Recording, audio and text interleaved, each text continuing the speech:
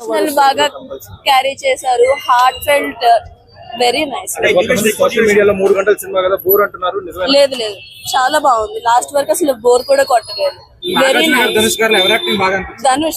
Dhanush speaks అసలు చాలా బాగా చేశారు.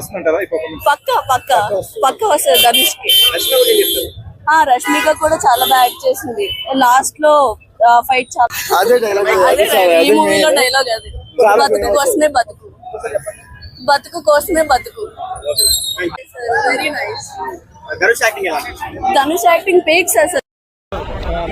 అవార్డు విన్నింగ్ సినిమా అన్న ఇది. లోపల అసలు ఆ స్క్రీన్ ప్లే కి, యాక్టింగ్ కి, బిఎస్పీ, బీజిఎం కి మొత్తం అవార్డులు వచ్చు అందరికి ఈజీగా. అసలు యాక్టింగ్ అలా ఇవ్వచ్చు, ఈజీగా వచ్చింది. రష్మిక మందన ఎలా అనిపించింది? రష్మిక యాక్టర్ కూడా మంచిది, ఆవిడ కూడా యాక్టింగ్ బాగా చేసింది. కానీ మెయిన్ అయితే కనుక ధనుష్ ఈ సినిమాలు ఎక్కువగా మాట్లాడుకోవాల్సింది ఏమైనా ఉందంటే కనుక ధనుష్ గారి యాక్టింగ్. ధనుష్ సార్ యాక్టింగ్ నేను చెప్తున్నాను పీక్స్ అంటే. అడుగునే క్యారెక్టర్ ఎలా చేశాను ఆయన చెప్పిన ఇన్వాల్వ్ అయిపోయారు అలాగా.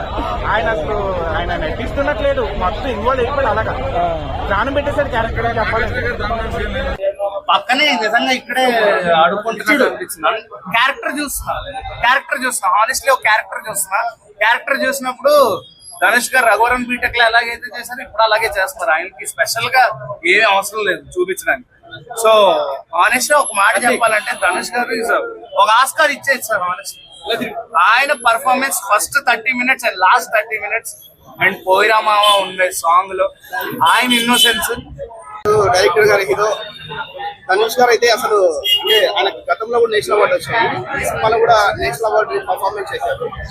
అంటే ఒక స్టార్ హీరో ఎవరు అంటే ఆ రోల్ ఫుల్ చేయలేరు.